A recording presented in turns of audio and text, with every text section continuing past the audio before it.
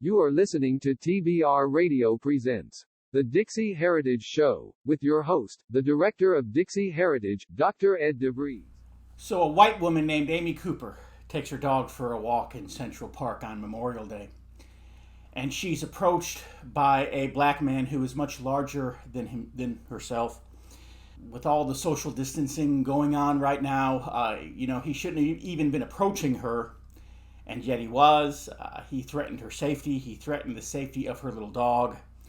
And so what does she do? She calls the police. She dials 911. She thinks, of course, that the police are going to protect her. Instead, what happens? The police come. She explains to the police officers what her situation is and why she was fearful. Did the police arrest her would-be assailant? No, they did not. But they did something else that was not expected, but yet that, given the current state of affairs in our country and in our world, does not at all surprise me. And that was, they determined that Amy Cooper was the one acting in a criminal manner. So the result of this, of course, was that her pets were confiscated by the city of New York. A commission was launched by the city of New York to investigate Amy Cooper. And ultimately her employer, which was Franklin Templeton, a big brokerage house there in New York City, would fire Amy Cooper for being a quote-unquote racist. Amy Cooper's life is forever ruined. Why? One simple reason. She called the police. You know, it's amazing how a life can end that fast in a split second. Amy Cooper's life ended that fast. Amy Cooper's life changed. It ended not at the moment that she was in fear for her life. In fact, given the course of events and the way her life has turned out since then, I'm going to guess that Amy Cooper probably wishes her would-be assailant had just literally raped and killed her, because then she would not be going through all the things that she's had to go through since then. She would not have been denigrated on CNN and MSNBC and on ABC, NBC, and CBS, and on all of the mainstream news outlets. The New York newspapers, the Washington Post, and other newspapers around the country would not have written endless editorials demonizing her. In fact, one New York editorial basically made her all of the 53% of American women who voted for Donald Trump in 2016, and basically said that all non-Democrat white women were the epitome of all evil. And none of that would have happened had Amy Cooper just not called the police.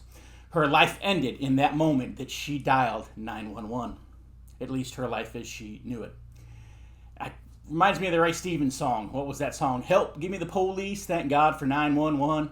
And then at the end of the song, Ray Stevens is sitting in a jail cell, and he says, as I sit all alone in the jailhouse, he said, the one thing that you'll never hear me say again is, help, give me the police, thank God for 911. And so Amy Cooper's life forever ended.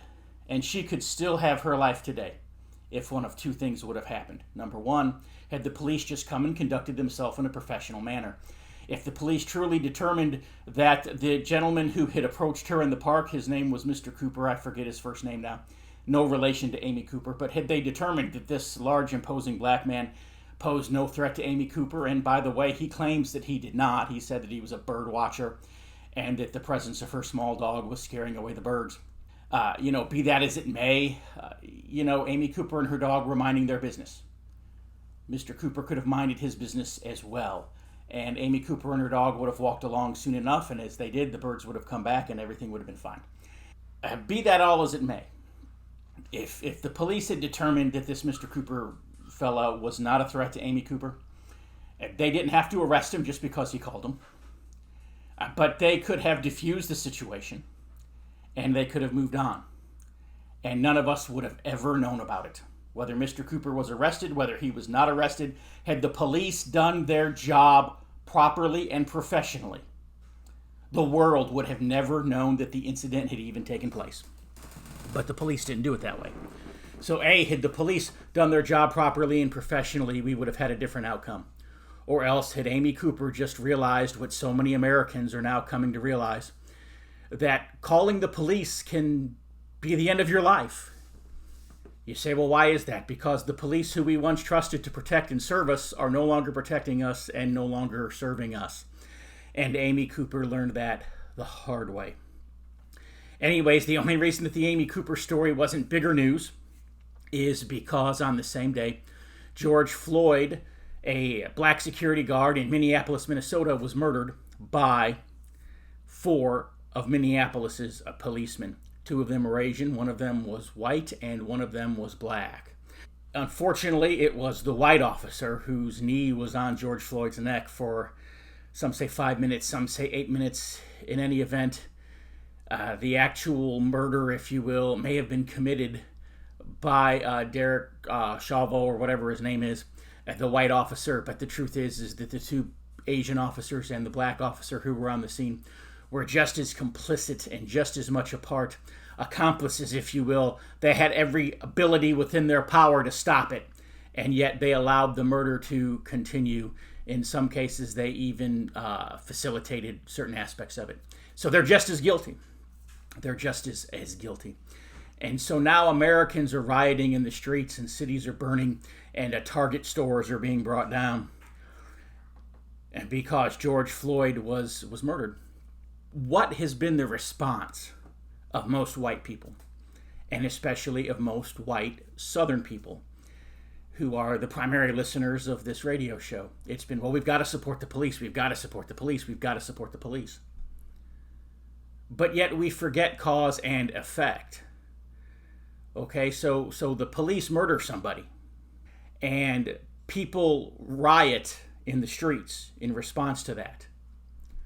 That does not make the murder any less wrong.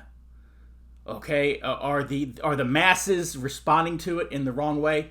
Maybe they are, maybe they're not. I don't know. All I know is that the Constitution gives them the right to redress grievances before their government. It doesn't say how to do it.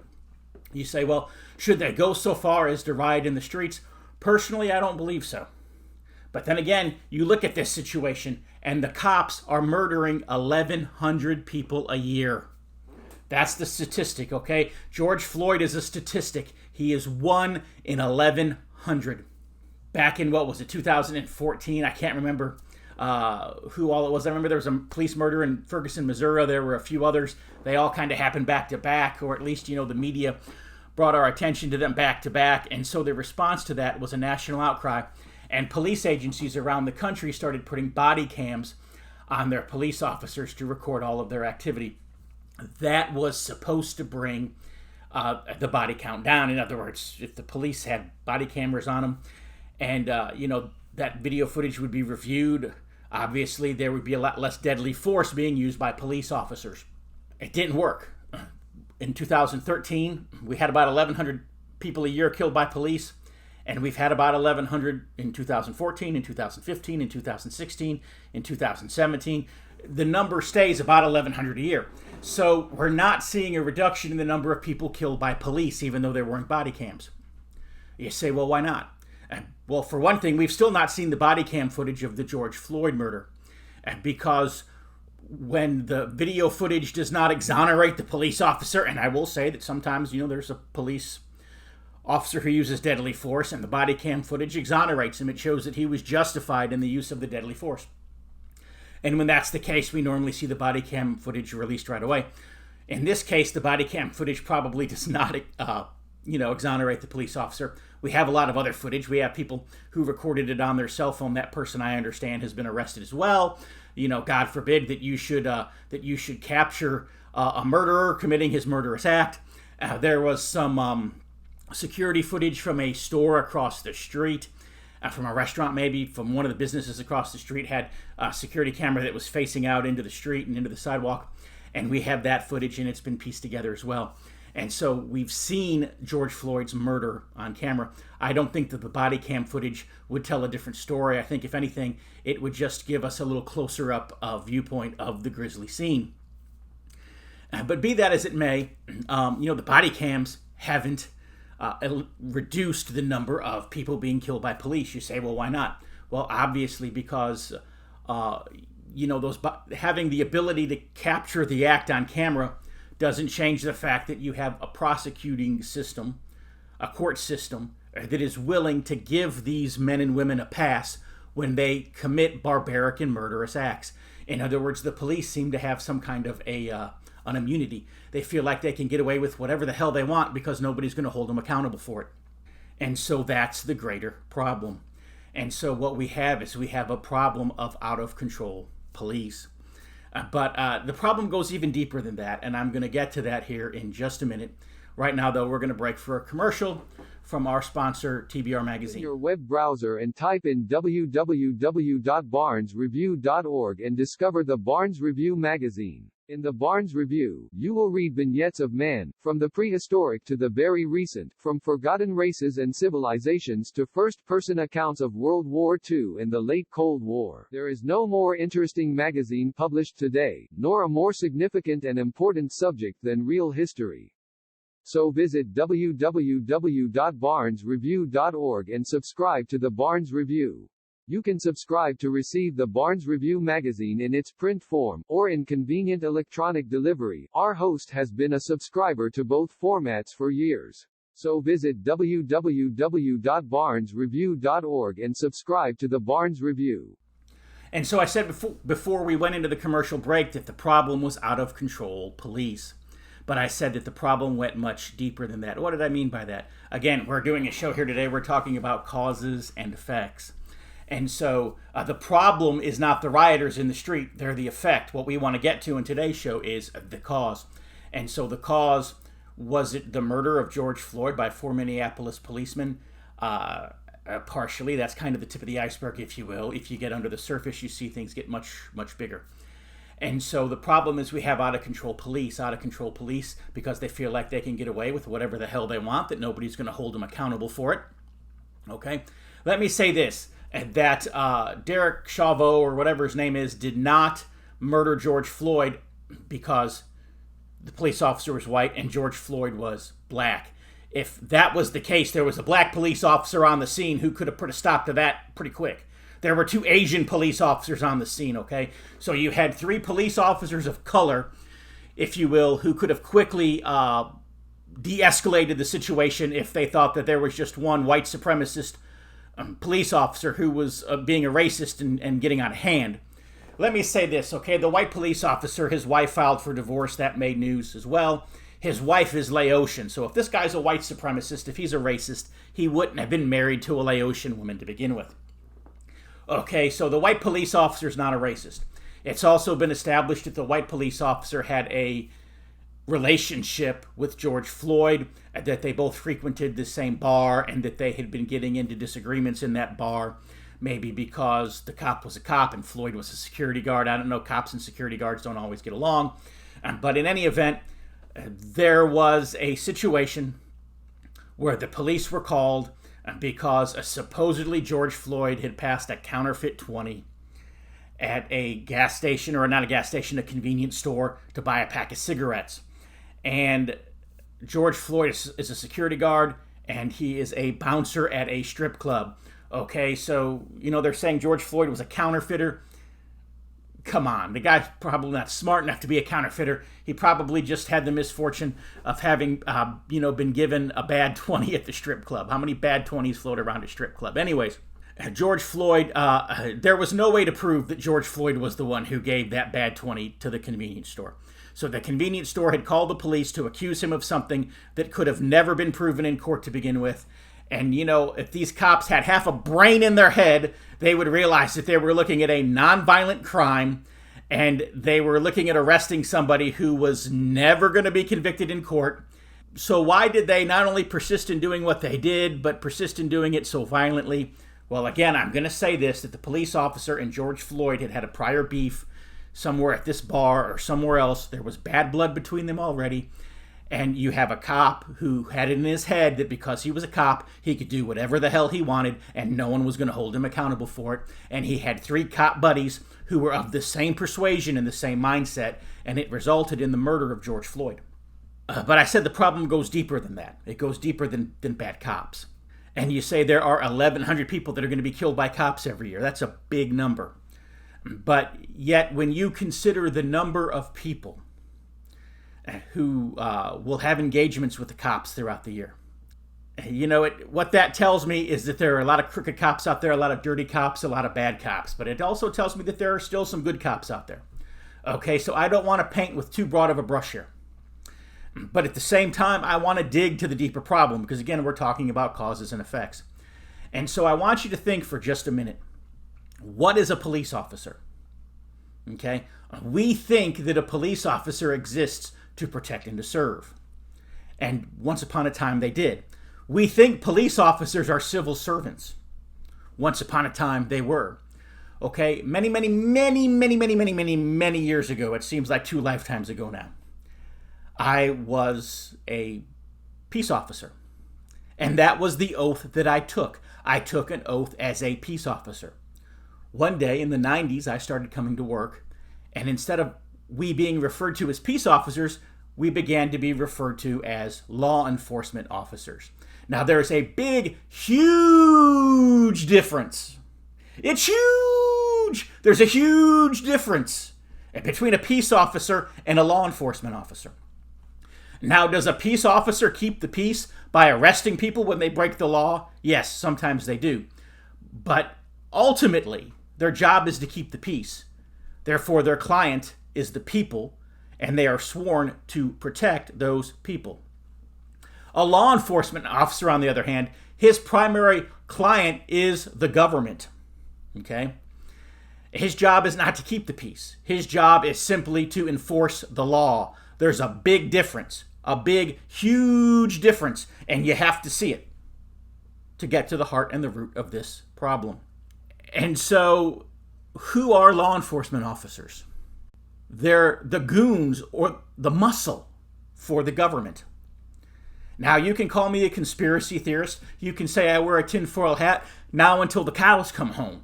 The truth is that our government is getting out of control. Our government has deteriorated from the organization that was established by our founding fathers, that which governed by the consent of the governed, to use the words of Thomas Jefferson. Somehow or another, the government of our country, and as well as our local city and state governments, county governments, and so forth, have devolved. They've deteriorated from the government that was created of the people, by the people, and for the people. The government that it derived its just powers from the consent of the governed. It's deteriorated from that into a cartel. Okay? We talk about the rising police state, okay? And so police now, for the most part, are just thugs. They're just street muscle, if you will, for the cartel. You know, we make the mistake in this country. Amy Cooper made the mistake of thinking that the police were there to protect her. But you can ask any 3-year-old kid in Cuba, and they will tell you that the policeman isn't walking around with his gun to protect them. The policeman is walking around with their gun to keep the government in power and in control over you. Amy Cooper learned that the hard way. George Floyd learned that an even harder way. It cost him his life. And so the problem isn't just out of control police. The problem is out of control government. And so for a government to have unchecked and absolute power over the people, it has to have muscle. And that muscle has to have a lot of leniency and a lot of latitude. And that is why the cops think that they can do whatever the hell they want and nobody will hold them accountable for it. And so with that being said, let's go to yet another commercial break from yet another one of our sponsors, the American Free Press. And we'll dig just a little deeper into this when we come back. Extra, read all about it. If you're like me, and I'll bet you are, you like to be on the cutting edge of honest news and accurate information. 26 times a year, the American Free Press newspaper can be delivered to your door, packed with the kind of uncensored news that I know you're going to appreciate. If you're ever dissatisfied with your subscription to the American Free Press, their guarantee is that you just drop them an email and they will gladly refund the unused portion of your subscription. So what are you waiting for? Visit www.americanfreepress.net. Once again, www.americanfreepress.net. And find out about the American Free Press. Do it today. Extra, read all about it. And so now that we're back, let me put this into some context for you. So you have people rioting in the streets. You have cities that are burning right now. And so the natural response of people right now is, well, we need more police. We need to support the police. But think about this now, because again, we're dealing with a cause and with an effect. And so the riots are not the problem. The riots are the effect. The burning is not the problem. The burning is the effect. And it goes even deeper. Or I guess you could say it gets a little closer to our heart. For example, the rioters in Washington, D.C., in our nation's capital, they defaced several monuments. I find it funny that one of the first ones they attacked was the Lincoln Memorial. I thought Lincoln freed the slaves. And so why are the black people all rioting and looting and torching and defacing the Lincoln Memorial? Is it that maybe black people are a little smarter than we give them credit for? And maybe even they realize that Lincoln did not free anybody? Food for thought. Let me just say that most of the rioters, at least this is what I've been told by some reporters that I know, by some journalists that I know, by some media outlet editors that I know, that they have the first-hand footage, photographs, video, and so forth of the rioting and the looting in the nation's capital, and they're saying that they are white college students. They're white kids from the ages of about 20 to 25. I mean, kids that probably live in their mother and father's basement in Northern Virginia and in Maryland, right there just across the Potomac. And they're coming into D.C. and they're rioting and they're looting and they're doing what they're doing. I guess because they have what we call white guilt. Anyways, I'm in Maryland, and one of the universities here, I was driving by on the main road there, and as I was in the university area, there was a protest, a Black Lives Matter protest. And what I found interesting as I was driving through the protest was that I only saw 2 black people at the Black Lives Matter protest. Who were all the rest of them? They were white college kids. Again, why are they marching in a Black Lives Matter protest? I mean, I would understand if, you had a bunch of black people marching in a Black Lives Matter protest, and you also had some white college kids that got into the mix because it was a cause they believed in. Okay, I can see that. I mean, for example, you look at the civil rights marches with Dr. King. A lot of black people were marching, and there were, hundreds of white people marching with the thousands of black people, and because they believed in that cause. But that's not what's happening here. You have a handful of black people that you can count on your fingers and toes marching with a multitude of white guilted college students, white kids. It's crazy. Okay, why are the white kids putting themselves out there for a cause that the black kids obviously don't even believe in? Because if they did, they would show up for the march. But again, I'm getting sidetracked here. And that's what the media wants you to do. They want you to get sidetracked. Why do they point out that the police officer was white and that George Floyd was black? Because they don't want you to see out-of-control police and out-of-control government. They want you to see race. Why did they point out that Amy Cooper was white, that her assailant was black? Again, they don't want you to see the bigger issue here. They want you to see race. And so that's the distraction. I want to bring you back to the main target. And so the problem is out-of-control police, but the problem is deeper than that, because the out-of-control police are just a symptom, if you will, of an out-of-control government. And so what is our reaction? Because we're reacting, mind you, not to the cause, we're reacting to the effect. And the effect is people burning down our Target stores and people defacing our monuments, not only in D.C., in Birmingham. We've gone to great lengths here at DIXIE Heritage to advocate for and protect the monument in Birmingham, which rioters have now just torn down. Our beloved monuments on Richmond's Monument Row have been defaced, and so now they're coming at Confederate monuments. And so that's supposed to stir us up to hate black people. But I'm not stirred up to hate black people. You say, well, why not? Because I realize that the black people are not the problem. The black people are the effect, okay? The rioting of the black people, and in reality, they're really just a few black people are showing up at riots of white kids who are stupid and don't know any better. But again, these are the effects. Let's go back to the root cause. The root cause is out-of-control government. The police are muscle for an out-of-control government. And so the answer to out-of-control government, The answer to the ever-growing police state, the answer to tyranny, is not to support the police and ask for more police. Because then what's going to happen? The government, which, by the way, is the one who, through its media arms, is instigating this violence to begin with. What they've done is they've created a situation where the police state gets out of hand. People get so upset and so mad at the police state that they begin to take it to the streets because they have no other outlet that they feel like they can take it to. And so what does the government do? It incites riot. And so now us normal, law-abiding, peaceful, people, if we're not careful, we'll make the mistake that Amy Cooper made. We'll dial 911. In other words, we'll say, okay, let's support the police. Let's have more police. Okay, the police need to protect us from the rioters. The police need to protect our businesses. Let's go to the police. And then what happens? The government assumes more police powers for itself. An already out-of-control government assumes for itself more power.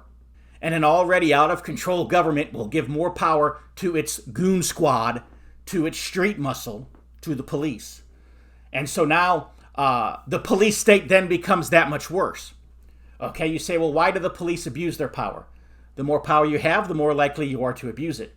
And so you give them even more power, guess what? They'll be even more likely to abuse it. And so the out-of-control police state will only get worse. The number of people being killed by cops every year will only go up. Situations like the one with the murder of George Floyd, or situations with the the destruction of Amy Cooper, those things will only get worse and more frequent when we make the mistake of dialing 911, when we make the mistake of allowing the government to have more power, to have more police power. Maybe Jefferson was right. Maybe even a tyrannical government gets its power from the consent of the governed, because every time we call the police, every time we dial 911, every time we trust them to protect us, we are empowering them against ourselves. And it's a vicious, vicious, vicious cycle. It's like the back of the shampoo bottle. Rinse, lather, and repeat. How many times can we allow them to rinse, lather, and repeat before there is nothing left of the civilization that was given to us by our forefathers? And as Thomas Jefferson said, we find ourselves as slaves on the continent that our fathers had conquered.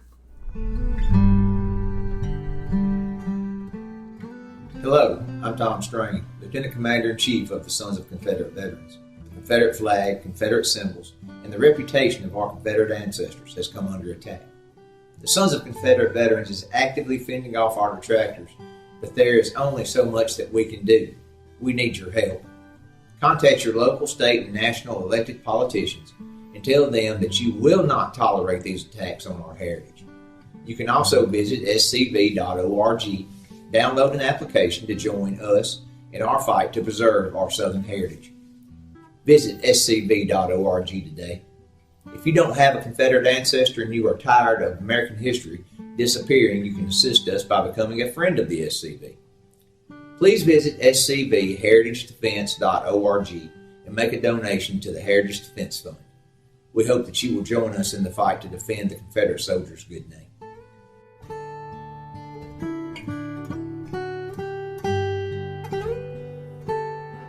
And we are now all but out of time for this week's TBR Radio Presents the Dixie Heritage Show. I hope that something that I have said has made you think.